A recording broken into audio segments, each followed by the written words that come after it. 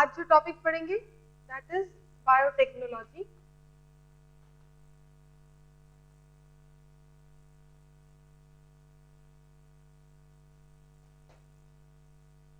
So biotechnology is study of organisms, their process, products and utilization for human use। ये biotechnology में organisms को, उनके products को या उन प्रोसेसेस को ह्यूमन यूज के लिए, प्रोडक्ट्स ऐसे बनाए जाते हैं जो ह्यूमन यूज कर सके। Father of biotechnology, father of biotech is Paul Berg।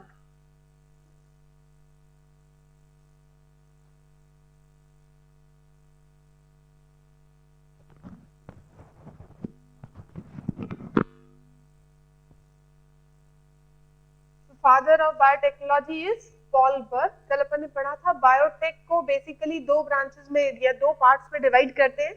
Biotech is divided into classical biotechnology, जिसमें फर्मेंटेशन या पैस्चराइजेशन जैसे प्रोसेस यूज किए जाते हैं। माइक्रो ऑर्गेनिजम्स को यूज करके ऐसे प्रोडक्ट्स ऑब्टेन किए जाते हैं जो ह्यूमंस के लिए यूजफुल हो। सेकेंड जो ब्रांच है that is modern biotechnology. Modern biotechnology involves two processes. One is rDNA technology, that is recombinant DNA technique, or genetic engineering।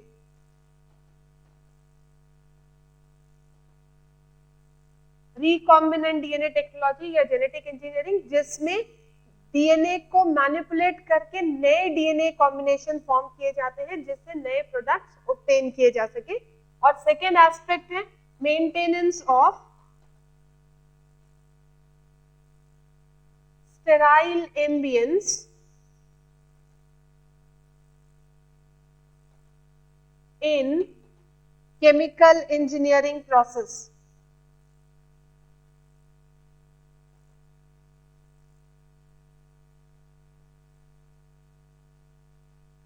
RDNA technique के थ्रू जो नए रिकॉम्बिनेंट ऑर्गेनिजम्स बनाए जाते हैं, इन ऑर्गेनिजम्स को एक माइक्रोबियल कंटामिनेशन फ्री मीडियम में इन्हें ग्रो किया जा सके और इनके प्रोडक्ट्स को लार्ज स्केल में ऑब्टेन किया जा सके। तो ये दोनों एस्पेक्ट्स की वजह से, रिकॉम्बिनेंट डीएनए टेक्निक की वजह से और केमिकल इंजीनियरिंग प्रोसेस में आर्टिफिशियल मीडियम में ऑर्गेनिजम्स को कल्चर किया जा सकता है। इन दोनों प्रोसेस की वजह से modern biotechnology has become possible. So modern biotechnology में जो इंपॉर्टेंट एस्पेक्ट है that is recombinant DNA technology और rDNA technology. So what is recombinant DNA technology? Recombinant DNA technique का बर्थ कैसे हुआ? Cohen and Boyer. So write down this, Cohen and Boyer produced first recombinant DNA. Write down, Cohen and Boyer produced first recombinant DNA. Produced first recombinant DNA by adding antibiotic resistant gene of Salmonella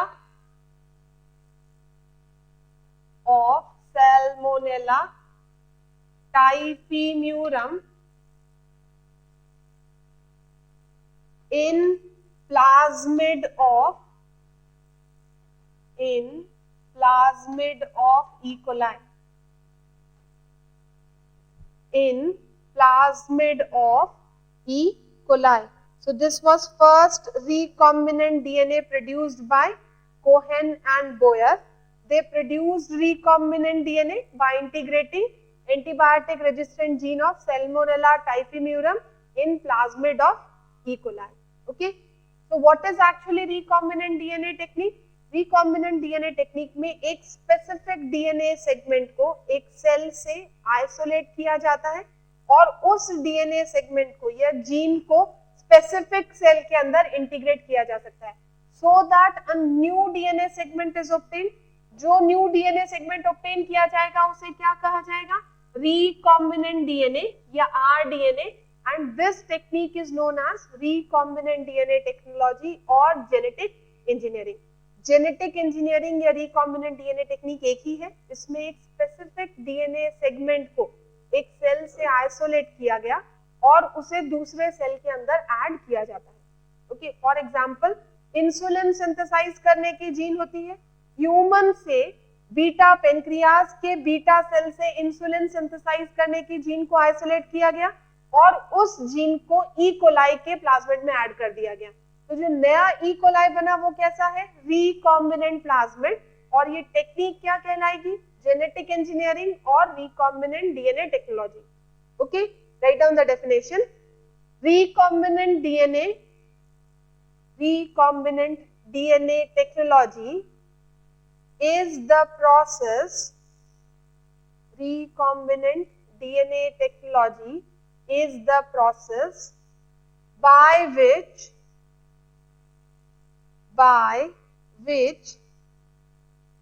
a DNA molecule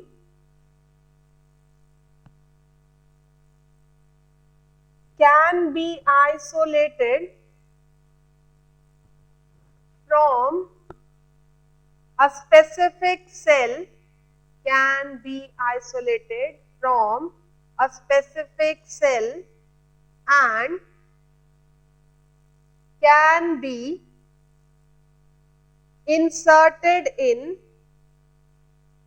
another DNA molecule, can be inserted in another DNA molecule at desired position,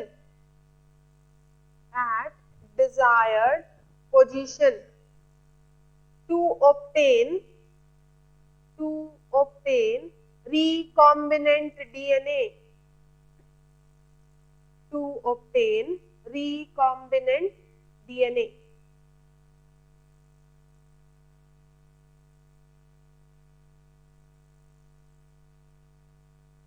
okay. Requirements क्या क्या है? Next heading लिखो, tools. Recombinant DNA technology के लिए क्या चीजें जरूरी होती हैं? 3 इंपॉर्टेंट रिक्वायरमेंट्स टूल्स में। सबसे पहला आता है enzymes are required, second required is vector. Enzyme के थ्रू अपन डीएनए सेगमेंट को आइसोलेट करते हैं। वेक्टर और carrier which carries the DNA at specific position, vector or carrier, and third requirement is competent host। Third जो requirement है ये है competent host, यानी बेसिकली 3 टूल्स की जरूरत होती है। एक है एंजाइम, सेकेंड है वेक्टर और कैरियर, एंड थर्ड टूल होता है competent host। इन तीनों को यूज करके रिकॉम्बिनेंट डीएनए प्रोड्यूस किया जाता है। अब सबसे पहले अपन पढ़ेंगे एंजाइम्स के टाइप्स एंड कैटेगरीज। तो फर्स्ट नेक्स्ट हेडिंग लिखो, एंजाइम्स।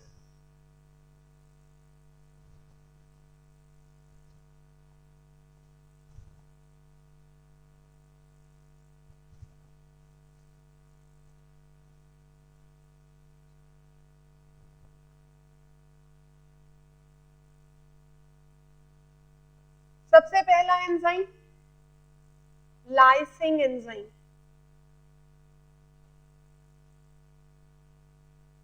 फर्स्ट कैटेगरी में जो एंजाइम्स आते हैं ये लाइसिंग एंजाइम। लाइसिंग एंजाइम्स क्या होते हैं? अगर एक सेल से डीएनए को आइसोलेट करना है तो सबसे पहले सेल को ओपन करना होगा फ्रैगमेंटेशन के लिए।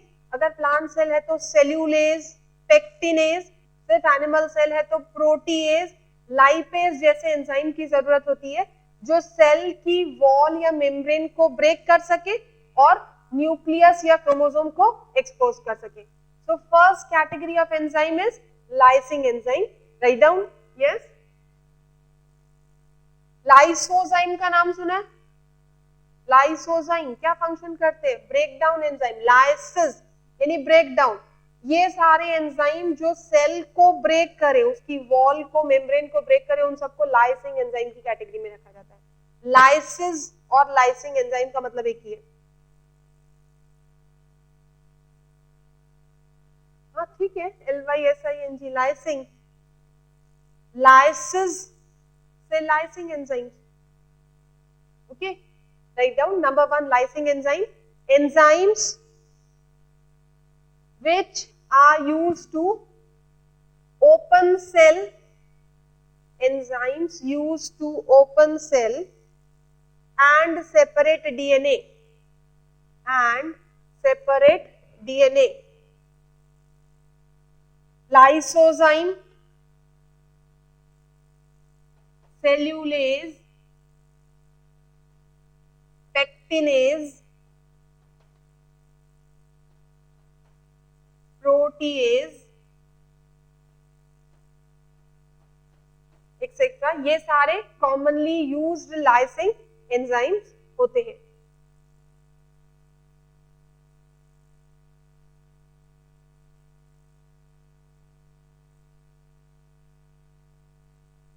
ओके, ये फर्स्ट कैटेगरी के एंजाइम। सेकेंड कैटेगरी के एंजाइम रेस्ट्रिक्शन एंजाइम्स। सबसे पहले Stewart Linn and arbor.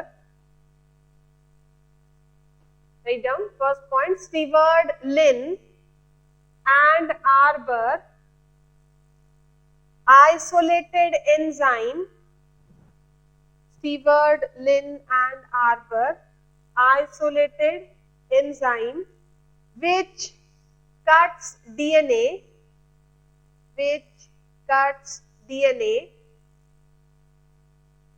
and named it as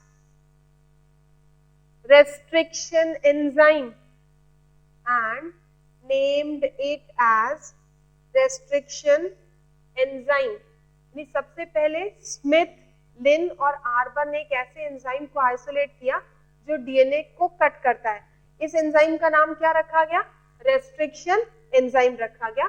but actual में रेस्ट्रिक्शन एंजाइम को सबसे पहले आइसोलेट करना और उसकी डिस्कवरी किसने की थी? नेक्स्ट पॉइंट लिखो, स्मिथ,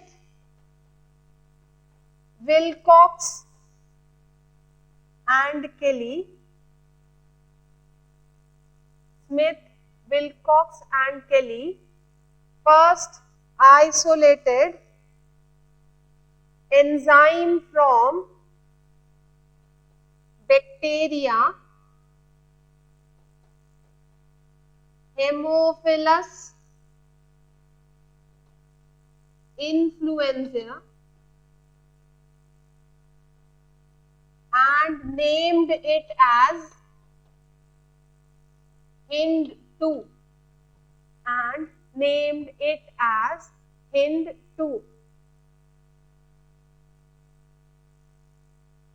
तो सब अगर क्वेश्चन आता है who first isolated restriction enzyme, that is Smith, Wilcox and केली। सबसे पहला रेस्ट्रिक्शन एंजाइम जो खोजा गया था दैट इज Hind2। अब ये नाम क्यों दिया हुआ है, आगे अपन नोमेनक्लेचर पे आएंगे कि रेस्ट्रिक्शन एंजाइम्स को कैसे नेम किया जाता है। यहाँ पे याद रखो Hind2 जो हेमोफिलस इन्फ्लुएंजा से आइसोलेट किया गया था was the first restriction enzyme. Okay, अब ये रेस्ट्रिक्शन एंजाइम्स जितने भी होते हैं न्यूक्लियस कैटेगरी के एंजाइम है जो न्यूक्लिक एसिड को ब्रेक करते हैं।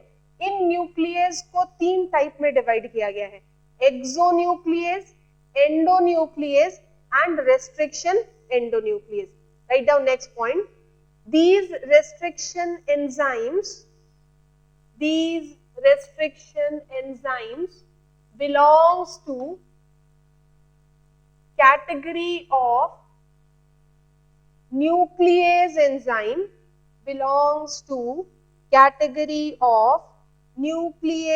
enzyme,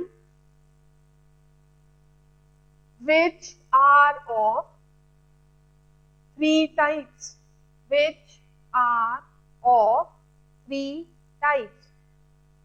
Number 1, exonuclease.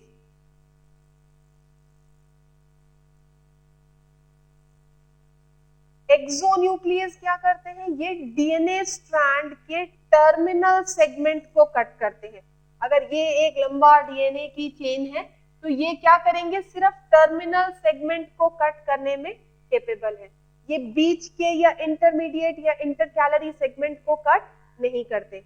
Write down, exonuclease cuts terminal segment of DNA, cuts terminal segment of DNA. Second is endonuclease. Second type of enzyme is endonuclease. Endonuclease क्या करेंगे, अगर ये एक डीएनए सेगमेंट है तो दो कट करके इस सेगमेंट को रिमूव करेंगे। They are capable of cutting intermediate or intercalary segment of DNA. So write down number 2, endonuclease cuts intercalary segment of DNA. Cuts intercalary segment of DNA. Third type is restriction endonuclease. Third type of enzyme is restriction endonuclease. यानी ये भी endonuclease है, but ये endonuclease से different क्यों है? पहले दो जो एंजाइम है, एक्सोन्यूक्लियस या एंडोन्यूक्लियस, ये रैंडमली किसी भी टर्मिनल सेगमेंट को कट करते हैं या इंटरकैलरी सेगमेंट को कट करते हैं। कोई स्पेसिफिक पोजीशन नहीं है जहां से ये कट करेंगे, ये रैंडमली एक सेगमेंट को कट करते हैं। Restriction endonuclease are the only nuclease which are used in recombinant DNA technology. इन्हें क्यों यूज किया जाता है? क्योंकि ये स्पेसिफिक पैलिंड्रोमिक सीक्वेंस को आइडेंटिफाई करते हैं और उन पैलिंड्रोमिक सीक्वेंस को ही कट करते हैं। ठीक है, so write down restriction endonuclease. They recognizes specific palindromic sequence with rotational symmetry. Recognizes specific palindromic sequence with rotational symmetry and cleaves the DNA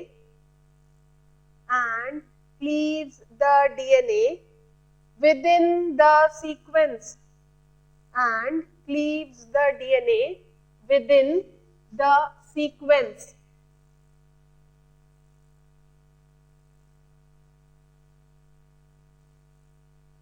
Okay, so nucleus तीन तरह के, exonuclease, endonuclease and restriction endonuclease. इस नहीं, उस पे आ रही हूं मैं अभी। अपन एक सीक्वेंस बना के देखेंगे कि किस तरह से कट करते हैं, इसके भी फर्दर टाइप्स है, will be coming to that. ये समझ में आ गया, एक्सोन्यूक्लियस जो टर्मिनल सेगमेंट को कट करेंगे, एंडोन्यूक्लियस जो इंटरकैलरी सेगमेंट को कट करते हैं, रेस्ट्रिक्शन एंडोन्यूक्लियस पैलिंड्रोमिक सीक्वेंस को आइडेंटिफाई करते हैं। पैलिंड्रोम्स मतलब सपोज एक सीक्वेंस,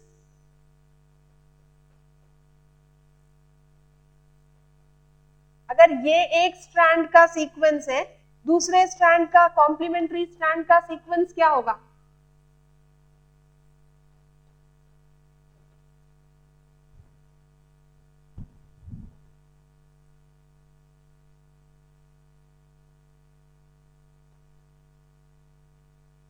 इस स्ट्रैंड में go in this direction base sequence और इस स्ट्रैंड का बेस सीक्वेंस सेम है। इस स्ट्रैंड को अब इस डायरेक्शन में पढ़ो और इस स्ट्रैंड को इस डायरेक्शन में पढ़ो, बेस सीक्वेंस सेम है। ओके, इस तरह के सीक्वेंसेस क्या कहलाते हैं? पैलिंड्रोम्स कहलाते हैं। और पैलिंड्रोम्स में भी रोटेशनल सिमेट्री, रोटेशनल सिमेट्री मतलब इसे अगर बीच से कट किया जाए तो ये दोनों साइड मिरर इमेज होती हैं, बट इन ऑपोजिट डायरेक्शन। ये और ये दोनों मिरर इमेज है, this part and this part is mirror image. तो इस तरह के सीक्वेंस, पैलिंड्रोमिक सीक्वेंस जिनमें रोटेशनल सिमेट्री है, सेंटर से अगर कट किया जाए तो दो हाफ एक दूसरे के मिरर इमेज होते हैं, इन्हें पैलिंड्रोम्स विद रोटेशनल सिमेट्री कहा जाता है। रेस्ट्रिक्शन एंडोन्यूक्लियस केवल इस तरह के पैलिंड्रोम्स को आइडेंटिफाई करता है, ठीक है। आइडेंटिफाई करके कैसे कट करेगा उसके according restriction endonuclease are further divided into 3 types. So write down next line. Restriction endonuclease are of 3 types. Type first restriction endonuclease, कोई नाम नहीं दिया गया है, इन्हें टाइप 1 या टाइप 2 ही कहा जाता है। सो टाइप 1 क्या करते हैं, ये रैंडमली एक पैलिंड्रोम को आइडेंटिफाई करते हैं। रेस्ट्रिक्शन एंजाइम्स का feature, they identify palindromes. Type 1 identifies a palindromic sequence, लेकिन उस पैलिंड्रोम को कहीं से भी कट कर सकता है। तो ये अगर अपना पैलिंड्रोम है, रोटेशनल सिमेट्री वाला पैलिंड्रोम,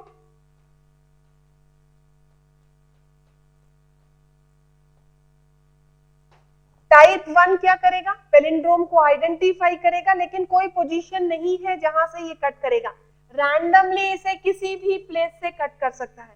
तो जो दो सेगमेंट ऑब्टेन्ड होंगे, क्या वो इक्वल लेंथ वाले होंगे, नहीं होंगे, हेट्रोजिनस सेगमेंट्स प्रोड्यूस होते हैं। इसलिए टाइप 1 कभी भी रिकॉम्बिनेंट डीएनए टेक्नोलॉजी में यूज नहीं किया जाता। समझ में आया? टाइप 1 पैलिंड्रोम को पहचानता है, लेकिन पैलिंड्रोम को रैंडमली कहीं पर भी काट सकता है। हर एंजाइम एक ही पैलिंड्रोमिक सीक्वेंस को आइडेंटिफाई करेगा, वो किसी भी सेल के डीएनए में हो, it will identify one palindromic sequence, but ये रैंडमली कहीं से भी कट कर देगा, यानी कोई यूनिफॉर्मिटी मेंटेन नहीं होगी। इसलिए ये जो रेस्ट्रिक्शन एंडोन्यूक्लियस है, ये रिकॉम्बिनेंट डीएनए टेक्नोलॉजी में यूज नहीं किए जाते।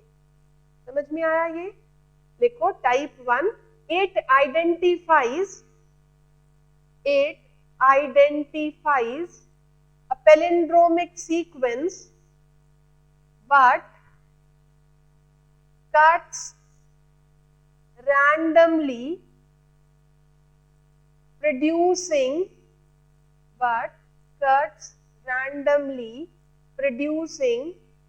heterogeneous segments, रैंडमली कट करेगा जिससे हेट्रोजिनस सेगमेंट्स का प्रोडक्शन होगा। ठीक है। Second is type 3। Type 3 restriction enzyme,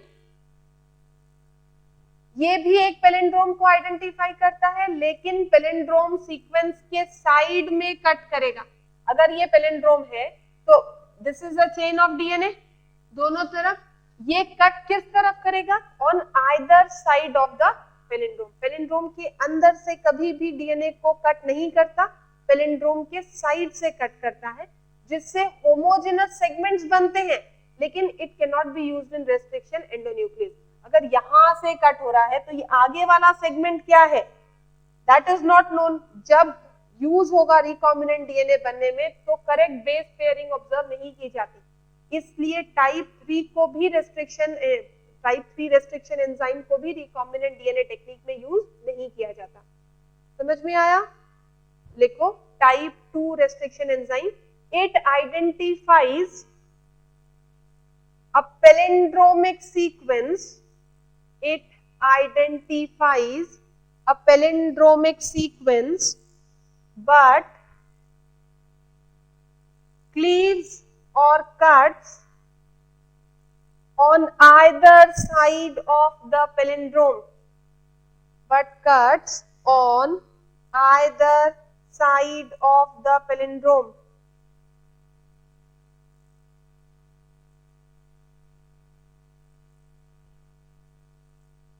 Okay, next is type 2. Type 2 restriction enzyme. Type 1 और टाइप 3 को रिकॉम्बिनेंट डीएनए टेक्निक में यूज नहीं किया जाता। Type 2 is the only restriction enzyme which is used in R DNA technology. Reason, ये हमेशा palindromic sequence को बीच से कट करता है, having same bases on opposite side. अगर ये सीक्वेंस है तो टाइप 2 इसे यहां से कट करेगा, इधर ऑपोजिट साइड में बेसेस सेम है।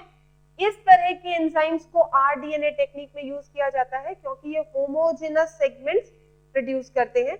Over 900 different types of type 2 restriction enzymes are known, which are obtained from near about 280 species, mainly bacteria से obtain किए जाते हैं।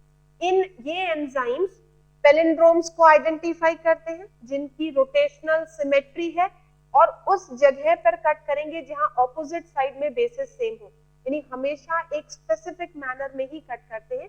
इसलिए type 2 restriction enzyme is used in recombinant DNA technology. Okay, write down type 2. These restriction enzymes identifies specific palindromic DNA,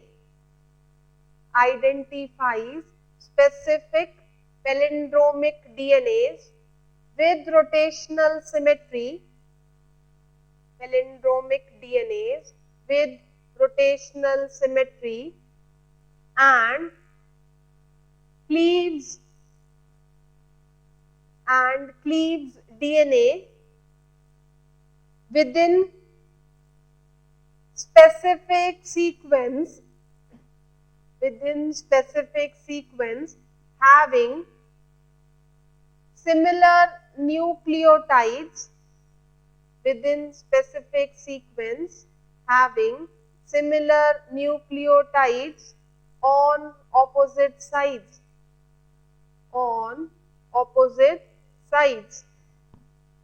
more than 900 restriction enzyme have been isolated from approximately 280 strains,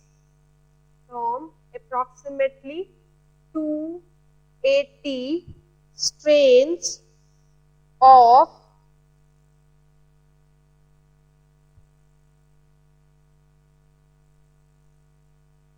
over 280 strains.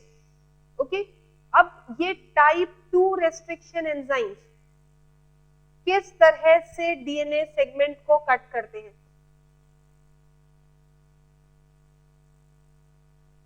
हाँ, नहीं, सारे palindrome rotational symmetry वाले हो ये जरूरी नहीं है। Palindromes can be there without rotational symmetry. Okay, जो रेस्ट्रिक्शन एंजाइम्स है स्पेशली टाइप 2 उन पैलिंड्रोम्स को आइडेंटिफाई करेगा जो रोटेशनल सिमेट्री शो करते हैं। जिनमें रोटेशनल सिमेट्री नहीं है उन्हें उन पैलिंड्रोम्स को टाइप 2 आइडेंटिफाई नहीं करता and it can not cleave those palindromic sequences. क्या पैलिंड्रोम्स, एक पैलिंड्रोम लिख के बताओ। सपोज अपन एक पैलिंड्रोम लिखते हैं,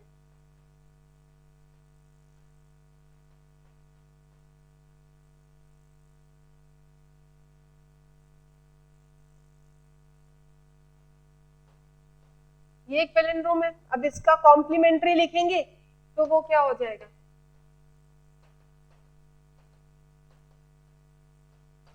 इस तरह से जो भी सीक्वेंसेस लिखे जाएंगे। अब ये क्या है, अगर इसे बिल्कुल सेंटर से डिवाइड किया जाए सपोज यहां से, तो ये मिरर इमेज है, ये रोटेशनल सिमेट्री वाला है। सिंपल अगर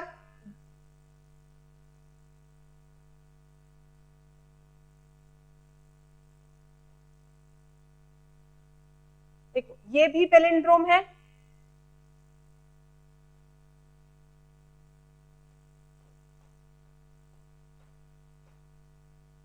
this is palindrome, you can read it in this direction, इसे इस डायरेक्शन में देखो,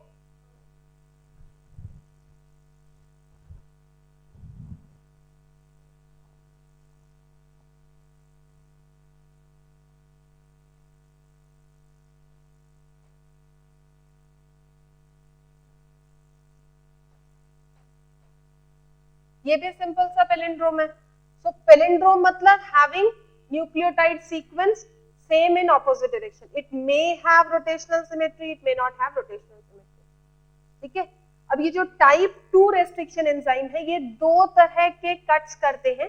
पहला ब्लंट एंड स्टाइल, दूसरा होता है स्टैगर्ड या sticky and cuts. So write down next point. Type 2 restriction enzyme, type 2 restriction enzymes makes two types of cut. Two types of cut. Number one, blunt end cuts. Number one, blunt end cuts.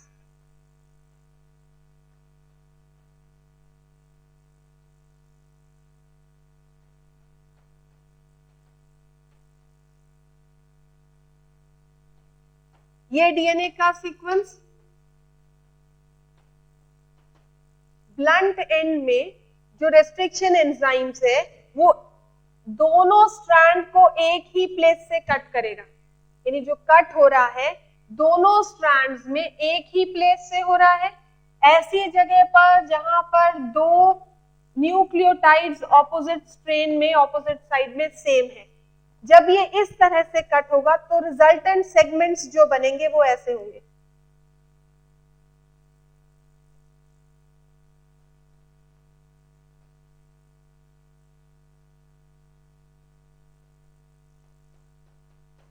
Resultant segment इस तरह के हुए। इस तरह का cut हमेशा blunt and या staggered cut कहलाता है।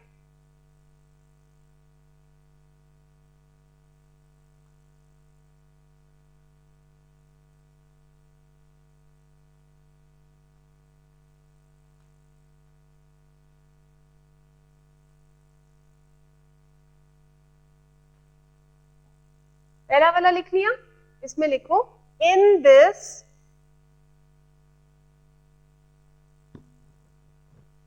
both strands are cut, in this both strands are cut at same, both strands are cut at same position, both strands are cut at same position. Second जो cut होगा उसे staggered या sticky and cut कहा जाता है। Second type of cut is staggered और sticky and cut. Suppose यही sequence है,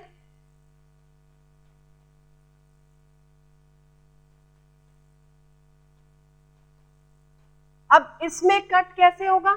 एक स्ट्रैंड में कट यहां पर हुआ, दूसरे स्ट्रैंड में कट यहां पर हुआ। ऑपोजिट साइड में बेसेस सेम है लेकिन दो अलग अलग पोजीशन पे कट किया गया। यानी इस स्ट्रैंड में this is cut at first base और इस स्ट्रैंड में ये कट यहां पर है। अब जो दो नए रिजल्टेंट सेगमेंट्स ऑब्टेन होंगे वो सेगमेंट्स किस तरह के होंगे?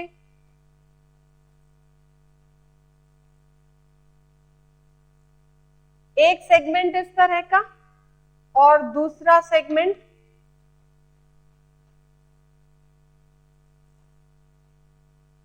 इस तरह का। ठीक है, अब इन दोनों टाइप्स में से कौन सा टाइप बेस पेयरिंग की स्पेसिफिक नेचर शो करेगा? अगर रिकॉम्बिनेंट डीएनए बनाया जाए तो पहले वाले स्टाइल में, ब्लंट एंड स्टाइल में या स्टिकी एंड स्टाइल में, किस स्टाइल में ज्यादा स्पेसिफिक नेचर की जरूरत होगी? अगर फर्स्ट वाला कट देखें, एक डीएनए का सेगमेंट अगर इसमें इंसर्ट करना है तो रैंडमली एक वेरिएबल लेंथ वाला डीएनए यहाँ बीच में डाला जा सकता है। बेस पेयरिंग नहीं होती इस केस में। सपोज मैंने एक डीएनए सेगमेंट आइसोलेट किया and I can add a DNA segment of variable length in between using DNA ligase, that is joining enzyme. ठीक है, लेकिन इस केस में अगर मैं एक नया डीएनए सेगमेंट ऐड करना चाहूं तो वो डीएनए सेगमेंट कैसा होना चाहिए? वो इस तरह का होना चाहिए जिसमें यहां पर ये न्यूक्लियोटाइड हो, फिर इसकी लेंथ वेरिएबल और इस एंड पर भी न्यूक्लियोटाइड स्पेसिफिक होने चाहिए।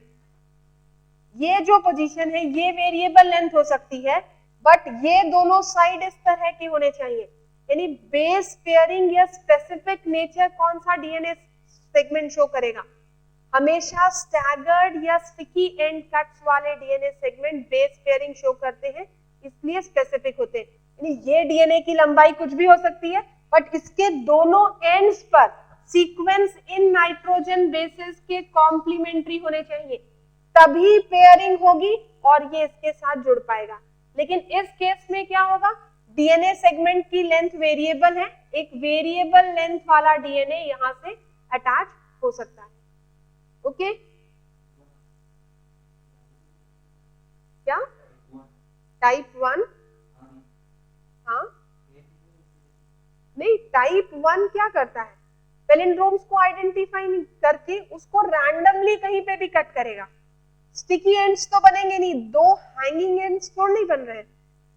देखो रेस्ट्रिक्शन एंजाइम्स का फंक्शन क्या होता है, अगर मैंने ह्यूमन इंसुलिन की जीन को आइसोलेट किया और उसे ई कोलाई के प्लाज्मिड में डालना है, तो एक रेस्ट्रिक्शन एंजाइम ह्यूमन इंसुलिन में भी उसी पैलिंड्रोमिक सीक्वेंस को आइडेंटिफाई करेगा और बैक्टीरिया के ई कोलाई के प्लाज्मिड में भी उसी सीक्वेंस को आइडेंटिफाई करेगा, एक ही जगह से कट करेगा ताकि दोनों ज्वाइन हो सके।